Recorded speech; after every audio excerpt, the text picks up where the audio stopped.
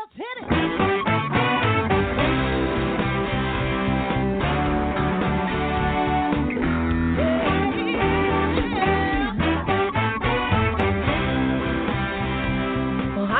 And welcome to Alzheimer Speaks Radio. I'm your host, Lori La Bey, and I'm so excited that you're joining us today. We are going to have a fascinating conversation as usual as we learn from people all around the world at all ages and stages of life. Stay tuned as we shift our dementia care from crisis to comfort. All right, here we go. What you think about, you will bring about.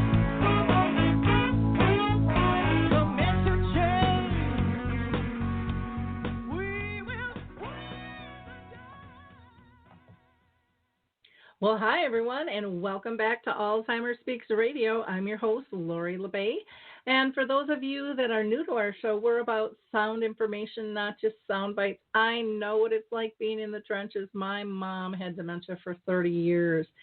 And so our whole goal here is to raise everyone's voice, from those diagnosed to those that care and serve them, advocates, researchers, and more, and people all around the world. You see, it's our stories that help support one another, give each other ideas, and make us feel not alone. You can call in and join the conversation if you'd like today at 323-870-4602. And I want to thank our listeners. Our community here is just such a blessing to me. You really help build this sense of community and collaboration and comfort so that we can really fight this battle together regarding dementia. Now, today we are going to be talking with a husband who cared for his wife with early-onset Alzheimer's disease, and they also had some young teenage boys. And so he's going to share his story, and he's written a book, and share that with us in just a bit. But before I introduce you to Joe, I want to do a couple of shout-outs. One is to the Memory Cafe directory. If you are looking for some peers, you can now connect virtually by going to the Memory Cafe directory. And we have a couple of them that I do here in Minnesota, but anybody around the world is more than welcome because all the cafes nowadays are, virtual. And so actually tomorrow we'll be doing Arthur's Memory Cafe. We do that the second and fourth Wednesday of each month at 1 o'clock Central Time. And then with Artist Way, their Memory Cafe will be on the third Wednesday of each month at 1 o'clock. So if you're interested, just give me a jingle on that. Reach out to me via the radio show, or you can always email me at Lori, Lori, at alzheimerspeaks.com. I also want to give a shout out to Coral Health because they are doing such a wonderful job and being so kind to allow people to download their apps for both Music First and Choral Faith. And I would be amiss if I didn't mention Dementia Map. I'm so excited about this. Dave Wiedrich and I, Dave is the one who has the Memory Cafe directories in 5 different countries, put this together. It's been a dream of mine for 36 years. And we want this to be easy for both families and professionals to find the resources, be able to connect people directly to what it is they need. It also has a calendar of events, and we share our audience with our paid subscribers through banner ads, the event calendar, and being able to post blogs as well. But you know what? Everybody appears equal. And so if you don't have a budget, that doesn't mean you're not important. Your service, product, or tool is still needed by many out there. So check out dementiamap.com and see what you think. You can sign up for a virtual tour, and I would be more than happy to set that up with you and show you what all there is in terms of benefits. Some of our recent shows that we just had Chris Brickler on, who is the CEO of Mind VR, which was all about virtual reality and what he's doing in the senior housing and dementia market. We also have the Motion Picture and TV Foundation on and what they're doing with Harry's Haven. We had Bob Savage on, who's living with dementia, and Jack Russell, who is caring for his daughter, dementia, and how he developed his kind of sacred circle of care. All of them are really fascinating shows. So, we've been doing this since 2011, so there's lots to listen for. Upcoming shows, we're going to have Oakley Senior Living on, talking about their memory care and how they're dealing with disruption and care plans and COVID. We are also going to have the author Terry Baumgardner on the 15th. And then we're going to have on the 17th two caregivers who actually I went to school with, who have gone through this whole experience as well. So I know that's going to be a very fun conversation. And last, I want to shout out to two different companies. One is Dementia Action Alliance. If you go to daanow.org, you'll find out about their online programs, and they are offering two. One for those who are living at home with dementia, and the other is for people living in an assisted living. We're going to wrap up here quick with a word from the Footbar Walker. We'll be right back to introduce you to Joe. Introducing the life-changing Footbar Walker. I'm Peggy from Danville, Kentucky, and I'm 91 years old. The Footbar Walker revolutionized my care of George. The saving that I made from having to put him in a nursing home came to about $192,000. The Footbar Walker opens and closes just like a standard walker. The only thing that is different is the top bar and the foot bar. Does that ever make a difference? Does someone you love use a walker? Do they struggle to get up from a seated position? Are you a caregiver dealing with physical pain and stress as you help your patient? The Footbar Walker was designed to assist not only the patient, but also the caregiver. Patients have more control standing up, and no lifting from the caregiver is required. See how it works at thefootbarwalker.com. That's thefootbarwalker.com. Peggy, would you recommend the Footbar Walker? Do I ever? I would not be in the health that I'm in today at this age had it not been for the Footbar Walker. Well, welcome back, everybody. I want to introduce you today to our guest, Joe Brazeal, who wrote a book called Living with Thunder, Alzheimer's Untold, A Family's Journey. The book is about Joe's family and their last 15-year-long struggle because his wife, Kimberly, was living with early-onset dementia. And they had been married for 35 years, so 15 of that was dementia-related. The book takes you really from pre-diagnosis and dealing with the after-death effects, which nobody really likes to talk about. So I'm looking forward to this conversation with Joe as he shares his insights to living with and beyond dementia. Welcome, Joe. How are you doing today? I'm doing fantastic, and you sound good as well. Well, I am doing good. I'm closed up here in my house like everybody else, but I'm making the most of it for sure. Joe, I want you to tell us a little bit about why did you decide to write this book, Living with Thunder, Alzheimer's Untold, The Family's Journey? Well, I wrote this book in hopes of being able to hand it to somebody as I was, if you were, in 2002, finding myself in a place of chaos. Kimberly, unbeknownst, hadn't started her journey of insanity. She probably started in 2002 is what I'm trying to say. She was 42 at the time. Our children were young. Carrie, age 12, Joseph was 8, and John was 4. So Alzheimer's is a robbery in progress, and it continues until there's just nothing left. All through this time, there was a desire to provide information to help others. So as I was going through these steps, I always had this urge. I don't know, it was, I guess it was from the good Lord, really, because there was always this silent push to keep track and remember this. So writing emails and trying to make my way, there was always that desire to do that. So the idea to create the manuscript is a guide. So the original name was Living with Thunder, A Hitchhiker's Guide to Alzheimer's. And I wrote it from the perspective of having lived it. There's no embellishment to this. I wrote it in a way that I would pick it up and read it. And I would encourage anybody who's starting this journey, when they start reading it, they may read it just, the first month and say, well, I don't know anything about Medicaid. I don't know anything about end of life or how to deal with teenagers or pregnancy or suicide or attempts or any of those kind of things. But later, if you wait a year or so and read it again, there may be more information that will make more sense. So it's a book unlike any other story. It's our story. Yet it's a story of any family facing this monster, with stories along the way covering the highlights of getting through this journey of the lost.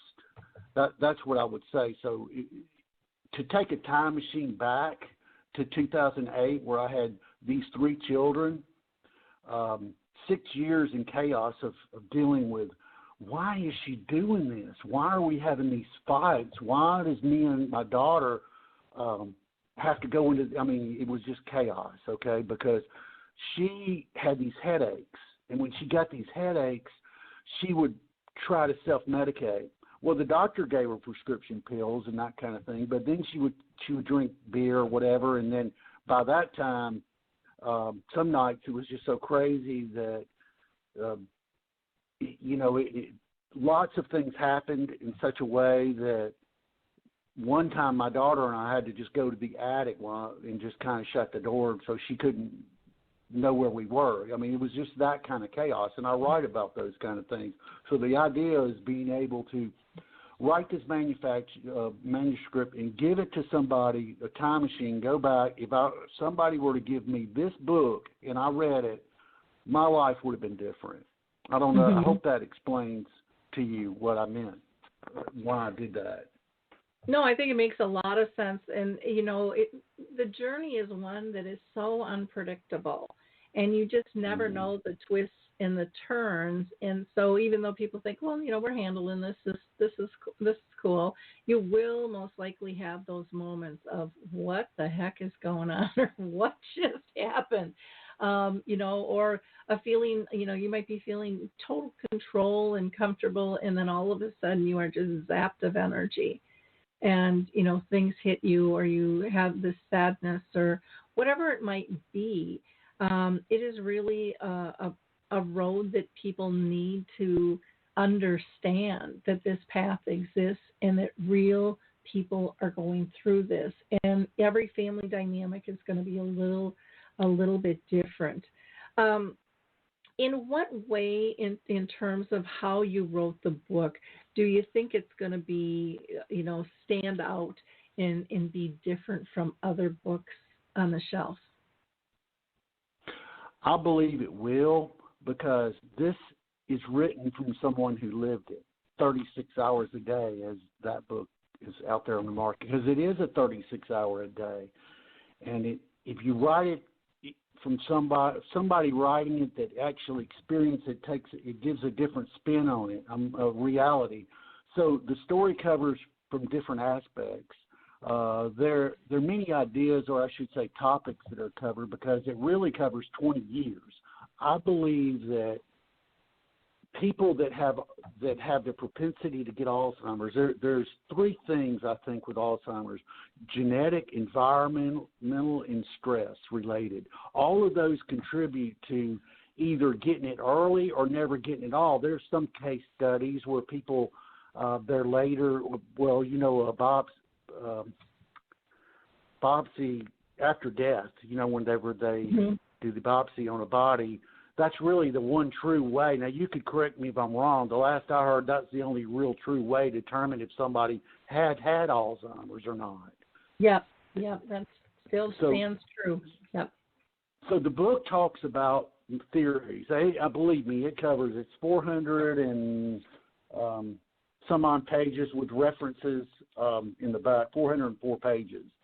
Mm-hmm. And there's pictures in there too, so that upped the cost of it a little bit. And I've attempted to lower the cost, but in any event, what I want to say about that is that it covers the 20 years, everything from the initial shock to managing children, dealing with Medicaid, Social Security, end of life. And as far as Alzheimer's goes, people think, it's an old person's disease. It's not an old person's disease. In Kim's case, her mother was, and again, I talk about this in the book, her mother, they grew up in Murfreesboro, Arkansas, and her neighbor, her mother warned her about the neighbors. Said, "Now don't be going down there playing with the Campbell boys. They're trouble." Well, she was a neighbor of Glenn Campbell, and I think that's kind of interesting. And they grew up at the same time period. Now her father was a geologist, and they mined cinnabar out of the Ouachita Mountains in World War II. And cinnabar was used in bombs, in the nose of bombs to make them go straighter, if you will. And she cleaned cinnabar barehanded. Now, her relatives, so genetics and genealogy are very, very important to understand that. We lose sight of that in our society, but knowing who your ancestors were is very important. What they died of, it's also important. Now, I know that we called her Gumby. Her mother's family had it. But when she was a little girl, she cleaned it barehanded. So she took cheesecloth and ran mercury. And if you know what mercury is, it's the Mad Hatter's disease. It made hatters go crazy in the early 1800s. Now, here's what I think. Now, Kim's mother developed it later. We would always wonder why Gumby acted so crazy. I mean, we lived in Little Rock. We'd drive down to El Dorado and visit her. One time, Kim was down there with the children. At 3 o'clock in the morning, she just threw everybody out of the house for no reason.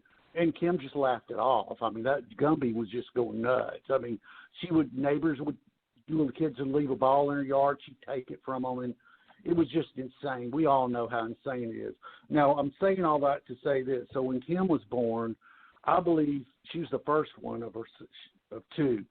She got the higher dose of it because I believe mercury is an element. So does it go through the placenta? So when she was born, I think she got a higher dose of it. And Kim developed early onset, I think at age 42, because she would, like I say, develop headaches and those kind of things. And so that's how I think this book will help. It will cover all kind of things that we went through.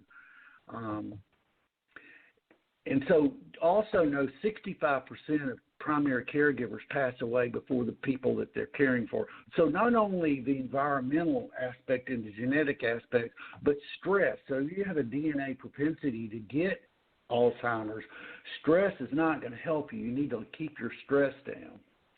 And you need, the other thing I would say the book talks about is how to learn to accept help.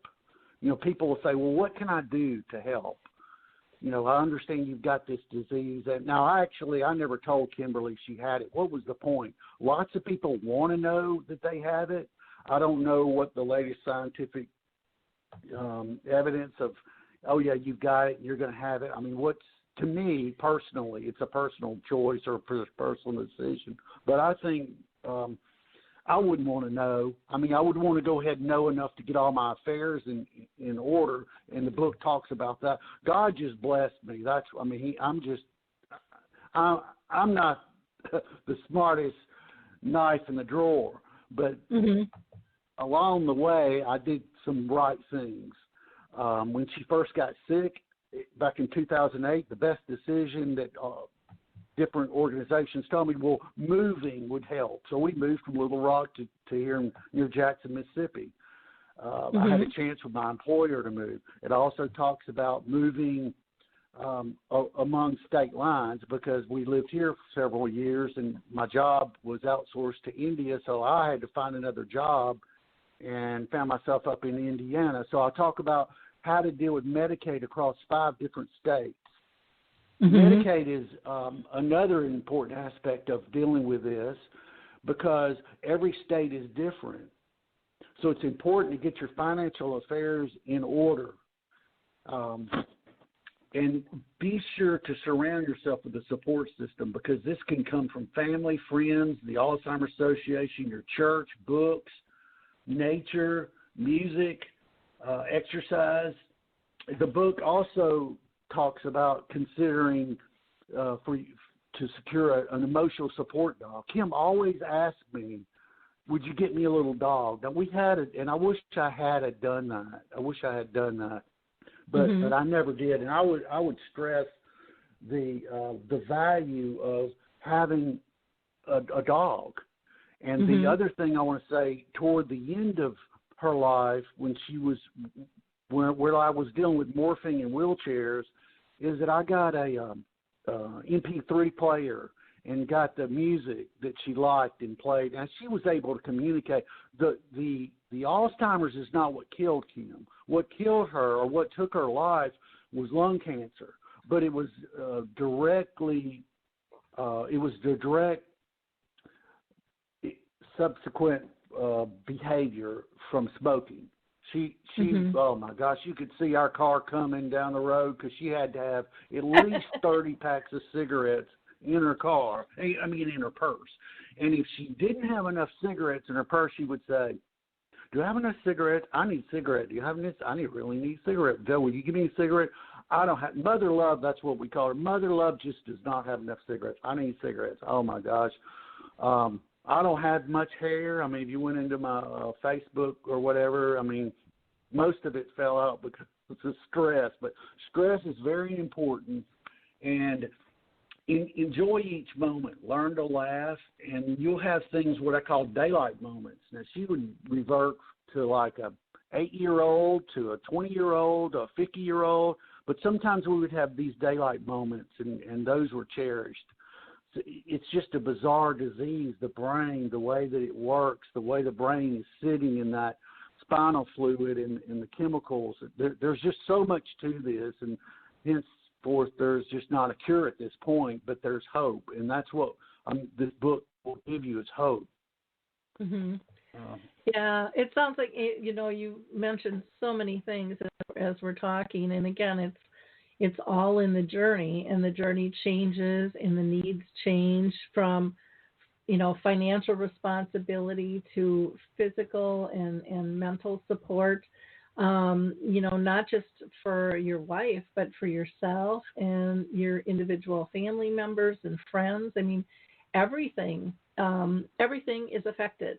And I think that's one thing that some people don't understand, to what extent dementia can affect a whole household or a whole family unit as a whole. And we need to get a better understanding and more compassion, for that.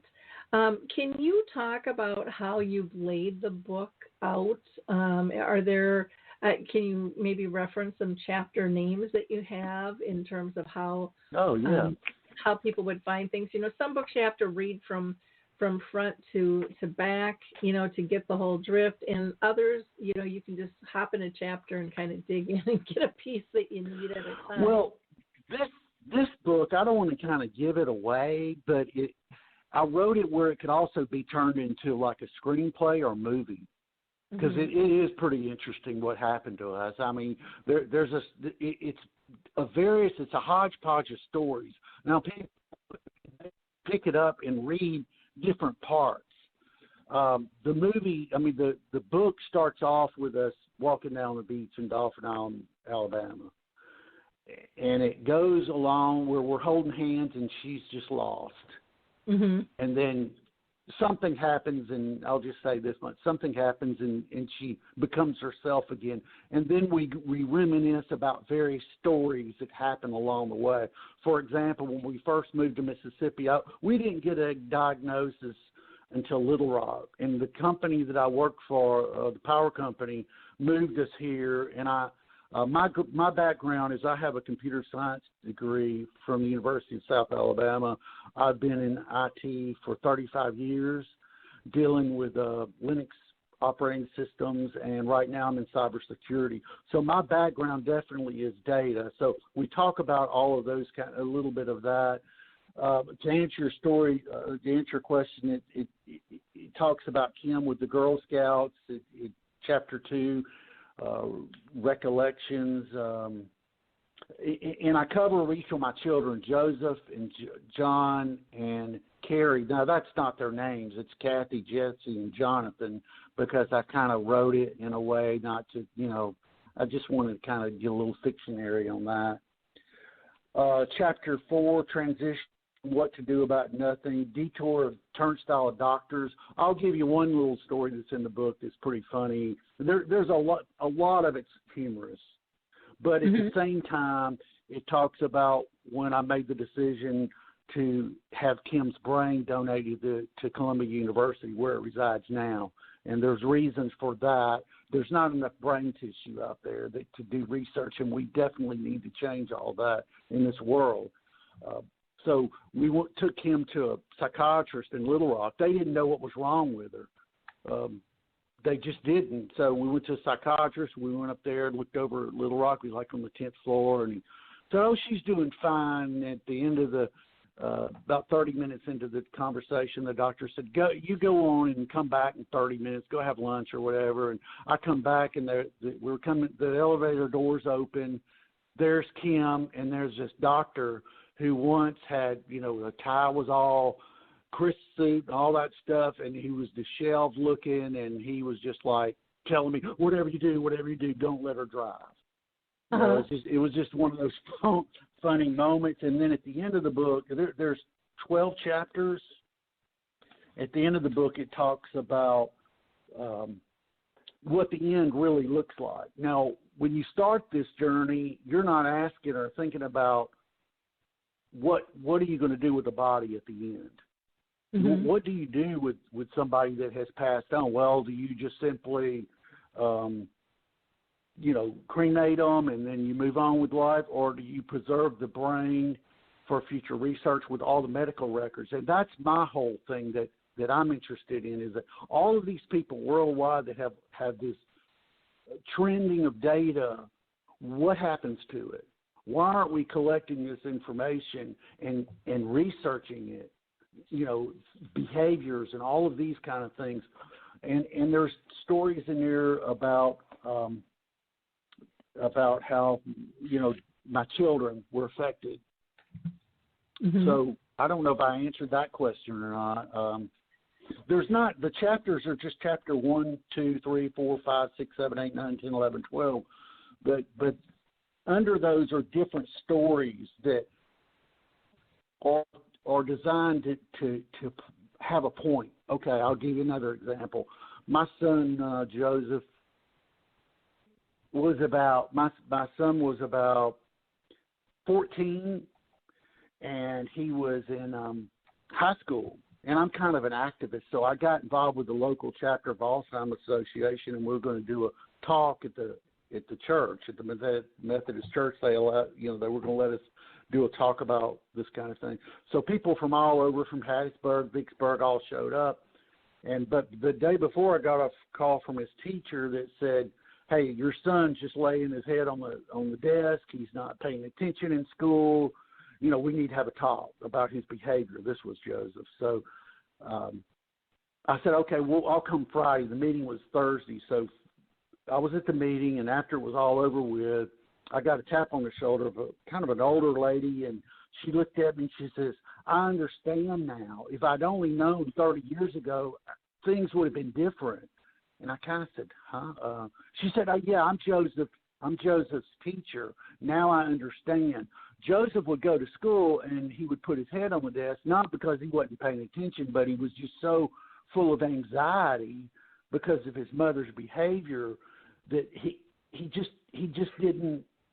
It was just difficult for him. And so what do? It's a punitive system for these children of the lost, is what I call them. Mm-hmm. And it's very important that we change the whole way we think about how to manage these children that are children of terminal. It could be cancer, it could be ALS, anything, but these children, there are not enough questions being asked. So the book is a bunch of different stories like this, but they're all organized in a contiguous way, leading up to when she passed. So then after Kim passed away, what do you do after that? How do you pick up the pieces and go on? Well, there's things like grief share and things like that. In my case, I took a year off work and wrote, a year off of work and wrote this thing, which really, it took me like 3 years to write it, because if you think it's easy to write a book, no, this was the hardest work I've ever done, because you can't just write something and then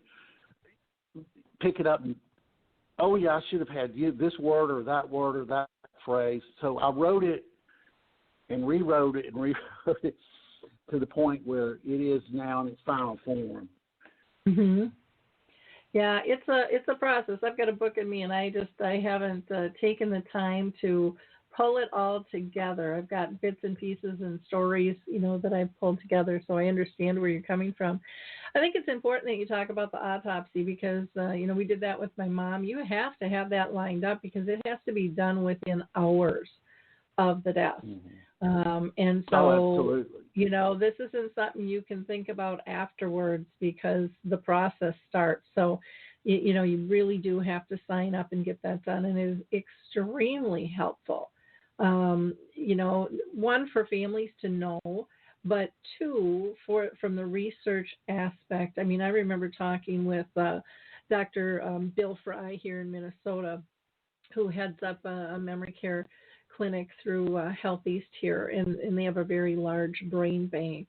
And it was fascinating to hear him tell me, and kind of decipher my mom's report for me, which he was kind enough to do. And, my mom lived with dementia for 30 years, and one of the things he said he was really shocked to see was how her brain had shrunk. He had never seen a brain with that much atrophy in it.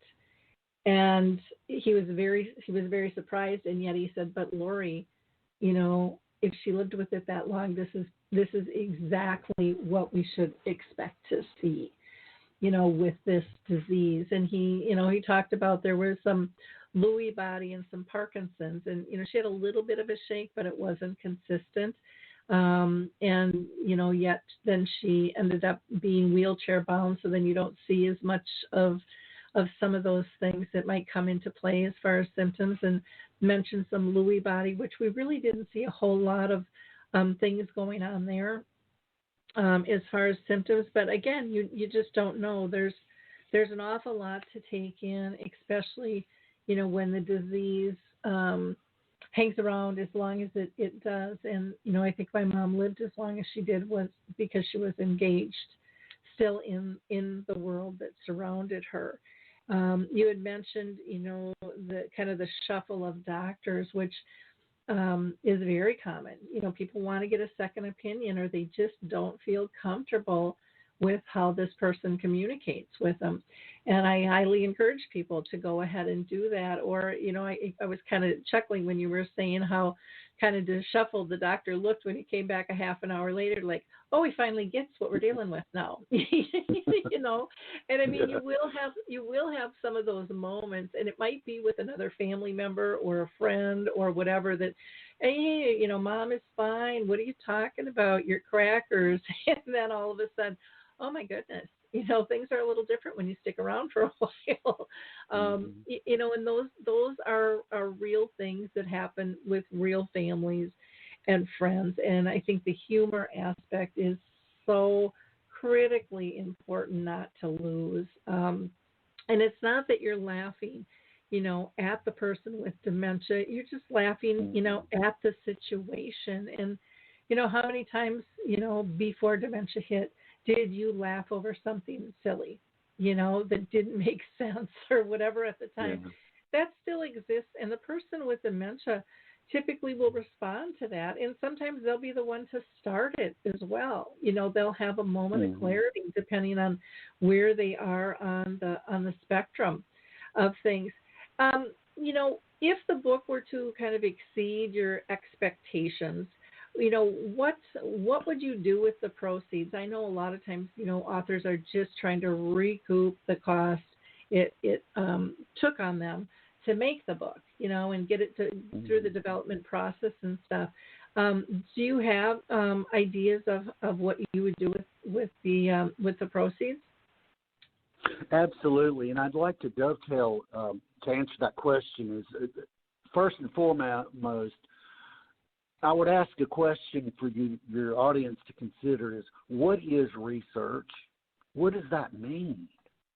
Mm-hmm. So when I think of research with my background, I think about actually understanding the data, understanding what, if you've got analog devices that's getting the information, like the spinal fluid, what chemicals that makes that up, and then it brings it into a database, an international database, and then you trim that along. That's my idea of research. But if you ask, and I won't pick on any particular organization, but research them. Where is their focus? Where does if I give $1 to a group, a cancer society, whatever it is, XYZ, I won't name any. What does the CEO make? Where's their focus? Okay, I'm saying that to say this. So my idea is that should it make money, which I pray that it does, it's more of a labor of love. Basically, is a handbook to give to a family that says, here, read this. Read it again, too. Laugh. Understand you're not in it for the short haul. You're going to be in it for the long haul. And then even after they pass away, there's repercussions. I'm going to get into that in just 1 second because I do have a lot to say about this particular subject. The next really is the children of the lost. I've said that before because writing a book is something, and I thought it'd be easy, and it's not. It took me, like I said, 3 years. And having the parent of not 3 but 4 children, counting Kimberly, as her mind began reversing from the hands of times for a 5-year-old, 10-year-old, and I coined the term daylight moments, all right? So what I want to talk about now is if there's one thing those find themselves in the same situation with children, specifically children, they should think really through carefully what to do with the children. If you're 40-ish, 42, 48 years old, and you have young children, like in 2008, we went 6 years with Kim being undiagnosed. Mm-hmm. And so I sat with a counselor when we moved to Mississippi after she originally got me by this time, 6 years later. During those 6 years, I went to a divorce attorney. I said, look, what do I do? And he says, well, you just need a good old-fashioned divorce. What if that had been the case? Mm-hmm. What if I had divorced her with these young children? That's what's going on in our country with these attorneys and doctors and everything else. That's what they're looking at. They're not thinking it through. Before you get a divorce, and I think some states actually, before they're granted a divorce, they have to look medically. I would challenge lawyers and attorneys to look, before they get in a divorce, let's look at the medical history, the genealogy of that person to see if they're susceptible to Alzheimer's, because it's just so tragic. Now, with that said, what to do with the children? So shortly after 2008, I sat down with this counselor. It was a Christian counselor, and here were my choices that he gave me. Number one, farm out the children. And so by this time, 6 years later, this is the effects of this. My daughter was pregnant at that point. And before we moved from Little Rock to this Jackson area, we had one of them weddings, a quick wedding type thing. And so here she is, 17, and the next thing you know, I've got her and her newly husband, and neither one of them are wet behind the ears, and she's pregnant. Mm-hmm. So the first thing is farm out John and Joseph. Put the other choice, put Kimberly somewhere, like a home. And then the third choice was to keep doing what I was doing. So what did I do? Oh, well, I just chose the third option. And I was glad I didn't divorce because I don't think that would have been the right thing to do, but I didn't, to answer that question. So there's consequences for any of these choices you make. In this case, what you had by keeping her in a home or with a caregiver, you could keep her in home and get like home health care or something like that was helpful. But this means the end results are the same. Those little minds, an 8-year-old, a 7-year-old, and he's being bombarded with questions. Another story in the book is when we first moved here, John, I had to get him in school, so I had to go to the elementary school. He was halfway between 5th grade and 6th grade. It was like December, and I said, she's got Alzheimer's. Oh, the looks I got! They thought that she would be contagious or something. I mean, it was just the aura, the osmosis of it all that just blew my mind. But the thing was that the first few weeks of school, he was at home. I pull up because I'm traveling all over Louisiana and everything, getting these systems switched from OpenVMS to Linux and that kind of thing. And so Carrie's in charge, and John. So he's so proud to show me his homework. And I pull up, and before February, before I could even get pulled in, he's knocking on the window. And I roll down the window, and he says, "Look, Dad, look at my grades. Look at my grades." Well, here comes Mother Love, barefooted in February, walking down the thing, and she kind of flails her hands. She does that all the time. Where's my cigarettes? I need my cigarettes. Are you going to work today? I really need my cigarettes. Where have you been? Mother Love just has to have a cigarette. Do you have a coat? Do you have a cigarette? I mean, that intense. And she just kind of pushes John out of the way. What does that do to a child? Yeah. And automatically, when you're a caregiver, you automatically are thrown, I learned this later, into codependency. That's neither good nor bad. There's no really in the manual, the psychology manual, to say that being codependent is good or bad. It is just what it is. You are automatically codependent. The other thing that happens to children is called CEN, childhood emotional neglect.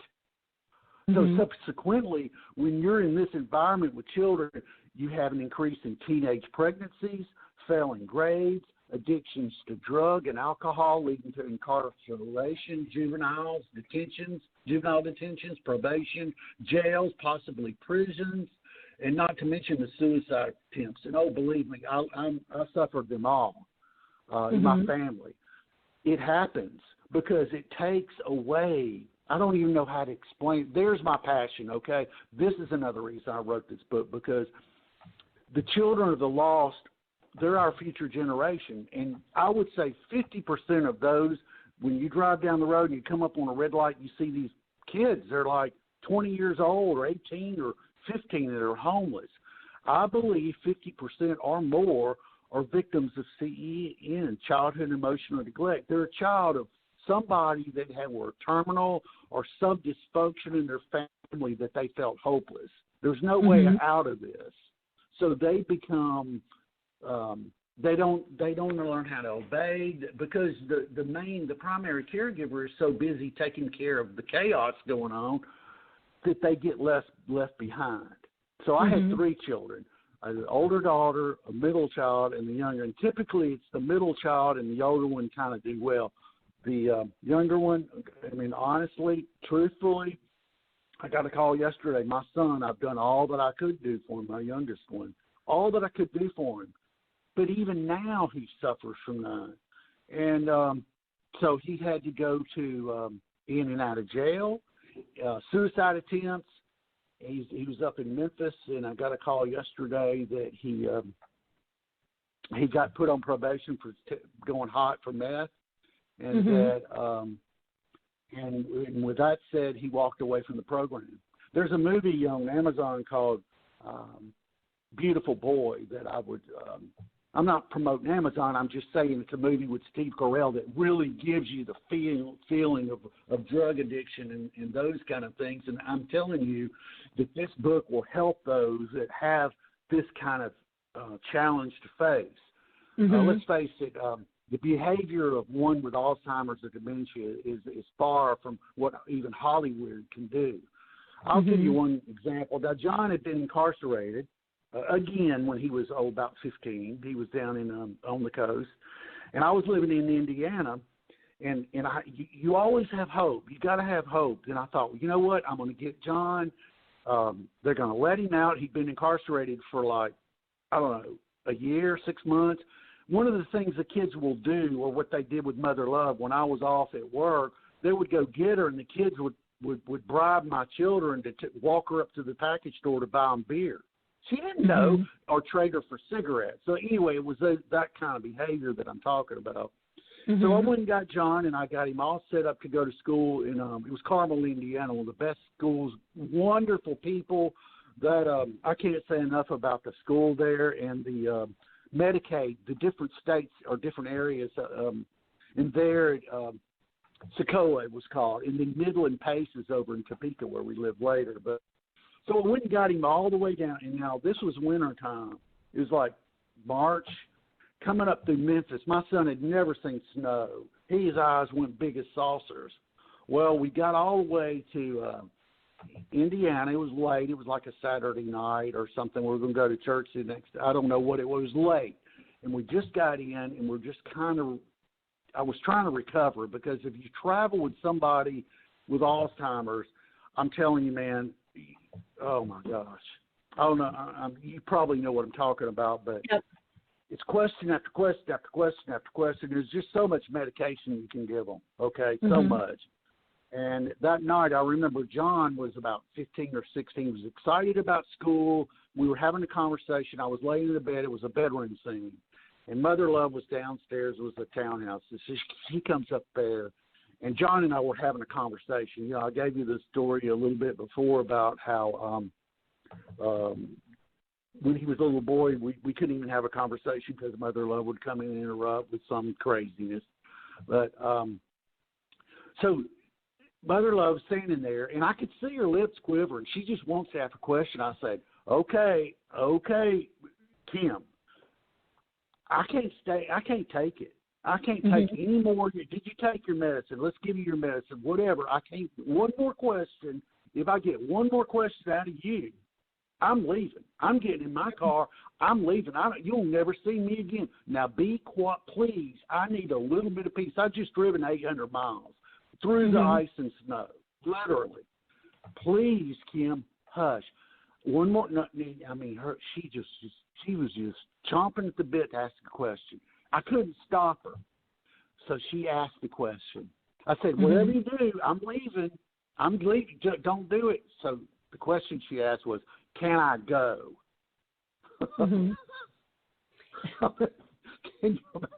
Can I go? So I'm telling her, one more question, I'm leaving. Well, she's asking, can she go with me? So anyway, it just broke up all the humor. You know, I mean, it was like a dam just broke after that point. So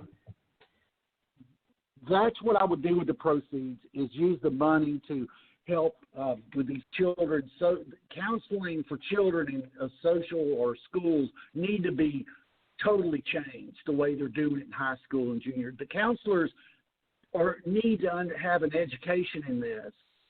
You know, before they become a counselor, school counselor, they need to understand. Little Johnny laid his head on this doesn't mean that he's just been up playing video games all night long. They need to understand how to communicate. The other thing is that we need an international database to trend this data. So I know time's getting short here, so I'm going to stop right there as far as answer. You may have other questions. So okay. Well, we've got a caller online, and so let me just pull them in and see. Sometimes people just call by phone to listen, but others have questions. So I'm going to pull in the person at a 0952 number. 0952, you're live and on the air. Did you have a question or a comment? Did you want to talk? And it's okay if you don't want to, but I want to give you the opportunity if you did have a question. Okay. Apparently they're just listening. Oops, wait a second. Yep, Oh, just a second. I put you on mute because I thought you weren't going to answer. So go ahead. You're live now. Me? Or Yep. Okay. Well, I have been here since the very beginning of the talk. Very interesting. So I was just listening and wouldn't put a word in, and then now I'm kind of lost. Hi, Joe. Hey. That's great. That's great writing. That's great. That's very inspirational. I have dementia, I had early onset at 57. I can count. I think it was 7 years ago. But I also have a spine injury, so my spine and my leg right now is not working too well. I'm just thinking about everything you've said, and in my mind I was thinking, who would think, okay, I come from very far away, that you would come to another country and you're looking for good things to happen. Who would think that you would come so far and get dementia? And also, also with your wife, there has to be time. You are so patient, but there has to be time when you just want to just like knock your head on the wall and say, what on earth is wrong with her? It has to be, because when you were saying about divorce, I have recently moved out to a single-story, very small place, which is more manageable for me. I live in a very, very big Victorian home. So we've been going back and forth about this, and I asked myself, am I going crazy? No, I'm not going crazy, because people with dementia, whoever are listening in or have the disease, be kind to yourself. It is okay that you don't live like everybody else. Like you cannot manage. You can manage better with a smaller place. So I just moved out recently, and then I was thinking to myself, have I been unfair to my husband? Have I, because of my disease, been such a different person that I didn't see myself as being a difficult person? Do you think that living with him, that you had a glimpse or glimpses of moments when she felt that way, early days as she was, as the progression went on? Did you see that? I have to answer that. I'm going to be totally straight with you. Sometimes you just have to cry. Mm-hmm. And you have to be kind to yourself and know that it's not your fault. It's not them. The most important thing that I learned through it all, and even now, it's tough. It's raw. Who wants to tell the world their son has been tempted suicide? There's a time I pulled a loaded shotgun out of his hand. He had it cocked in his head. One time I came home with him laying on the floor, and he had taken 30, they call them triple C's, cold medicine, because he just couldn't take it, distressing. There's so many different ways, things that you think about. Did I do that to him, or did he was just a cry for help? But to answer your question, all of that, the only way I got through it was, there's three things: faith, hope, and love. And love is the most important thing. It's not their fault. It's not your fault. It's just the way it is. And being able to surround yourself with people that can that understand that, or they say, I can help. Give them a checklist. Give it to them. So when in the heat of the night, when I saw that Kim was just out of her mind or whatever, the only thing I could do is the medications are your friends. They're not drugs, they're medications. Medications, exercise, music, and I would really recommend getting them a little puppy or dog. I would recommend you get a little puppy, a dog. That's what my recommendation to you would be. I have one. I went and got one about 2 years ago. I felt like, I'm a cat person, but at this point in time, I really need a dog, and I went like, have I really, really lost it? Because I am not a dog person, but I'm glad I did it, because when there's nobody around, I could talk to Teddy, Yeah, it wouldn't feel like I'm talking to the wall, or I'm talking to my clothing that's hanging there, But at least I'm talking to Teddy. Somebody look at me where I'm talking to my dog on the porch. Mm-hmm. So I wouldn't be talking to my plants, or, So So that's all good. And yes, so when I moved out, I consulted an attorney. Oh, of course. First thing is retainer's fee. Mm-hmm. Because I wasn't sure what I wanted to do because I have dementia. So I talked to her. Then I told her, no, it's not her battle. It's not her. I just, and she's so busy typing away. I don't know if she's listening to me. So I said, wait a minute. I said, can you just look me in the eye while you're talking to me? I said, I do not want a divorce. Right. Because I've got to think about this. This is what I want. She says, you want, what did she say, a legal separation. I said, no, I want 1 year of separation. Okay? After that, we talked because I believe that I'm not for divorce. I've had past relationships where things didn't work out, but I'm not for divorce. So I said, I want to try this. We're going to be separated for 1 year, okay? And there's a lot of good in my husband, and I'm sure in myself. And I went like, well, we'll be separated for a year, and we'll see what happens. I think that's fair. I was just going to pop in and say, because we're getting close time-wise, we've got about 3 minutes left, and this is a great conversation. So thank you, Kate, for calling in, and thank you, Joe, for all the information you've gotten. I want to note a couple of things. You had asked Joe, was there times where he just wanted to smack his head against the wall? And, and he was honest with that. But I'm sure there's times the person with dementia wants to just smack their head against the wall, too. This is an even game of emotions on both sides. And I think everybody has to understand that. And, talking about, being fluid and, Joe mentioning, faith, love, and hope, kind of got him through this journey.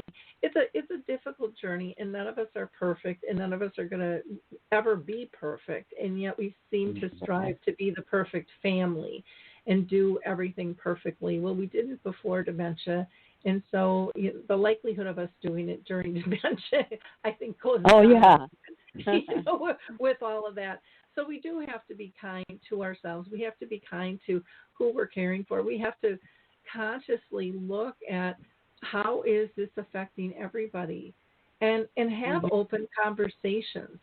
Open conversations can alleviate some of that stress and help people understand what's going on with the next person. Now, again, a person with dementia may or may not be able to comprehend what is being said. It just depends on where somebody is in the spectrum of the disease. And I mean, there were moments, my mom, even in the end stages, had really solid moments of clarity that just blew me away. And you never know when those moments are going to hit. So, I want to thank you both for being part of this show. I want to thank our listeners, and I want to encourage people to talk, tell your story, be brave, because other people need to hear it, and it will help their journey. And I think it's a little cathartic to be able to say, I've learned during this process. I also want you to be able to get Joe's book, again, Living with Thunder, Alzheimer's Untold, A Family's Journey. You can get that on Amazon. You can just look it up by the title or put in Joe's name, and that's Joe. Last name is Brazeal. And you can email him if you have any questions or comments at JA and then Brazeal at gmail.com, or feel free to reach out to him on Facebook as well. Last thing I'm going to mention here real quick is Joe had given me a YouTube video called My Name is Lisa, which I've seen before, and it's excellent. And it really does give an example of what families go through with somebody with early onset. So check out YouTube, My name is Lisa. I want to wish everybody a happy holiday season, and I hope that you're able to join us on Thursday. Again, if you can't listen when we're live, everything is in the archive. Stay safe, everyone, and we'll talk soon. Bye now. Thank you, Lori.